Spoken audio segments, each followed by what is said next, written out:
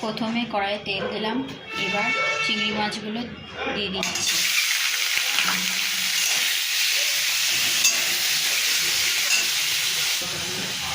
চিংড়ি মাছগুলো দিয়ে ভালো করে চিংড়ি মাছগুলোকে ভেজে নিতে হবে। এই যে চিংড়ি মাছগুলো ভাজা ভাজা হয়ে গেছে, এবার এগুলো আমি তুলে নেব। চিংড়ি মাছগুলো তুলে নিয়েছি, এবার কড়াইয়ে তেল দিয়েছি, তেল গরম হয়েছে, দুটো শুকনো লঙ্কা দিয়ে দিলাম।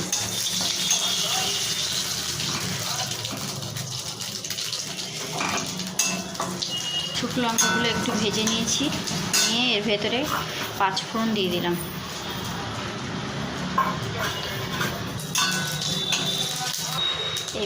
পেঁপে আর আলুটা দিয়ে দিলাম,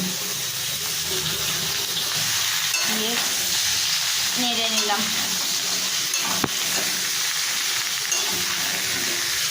এবার নুন দিয়ে নিলাম পরিমাণ মতো, হলুদ দিয়ে নিলাম পরিমাণ মতো।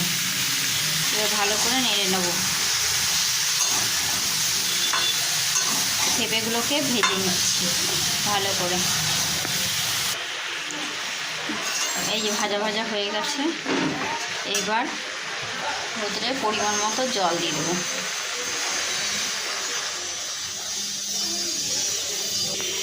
এই জল দিয়ে দিলাম, দিয়ে থালা দিয়ে ঢেকে দেবো এটা সেদ্ধ হওয়া পর্যন্ত। জল দিয়ে দিলাম, থালা দিয়ে ঢেকে দিচ্ছি সেদ্ধ হওয়া পর্যন্ত। এবার সেদ্ধ হয়ে গেছে, এই দেখো সেদ্ধ হয়ে গেছে। এবার এটাকে ভালো করে ঘুটে দেবো, তরকারিটাকে ঘেটে দিতে হবে।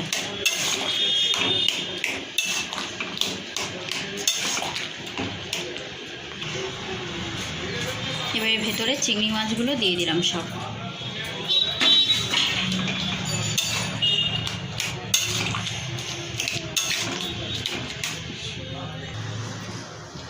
এইবার পরিমাণ মতো চিনি দিয়ে দিলাম।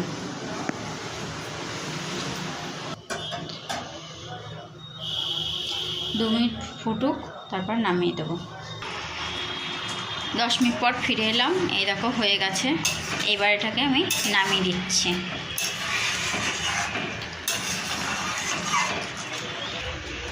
এই যে হয়ে গেল, নামিয়ে দিয়েছি। এদিকে আমার ভাত হচ্ছে, ভাতও নামানোর মতো হয়ে গেছে।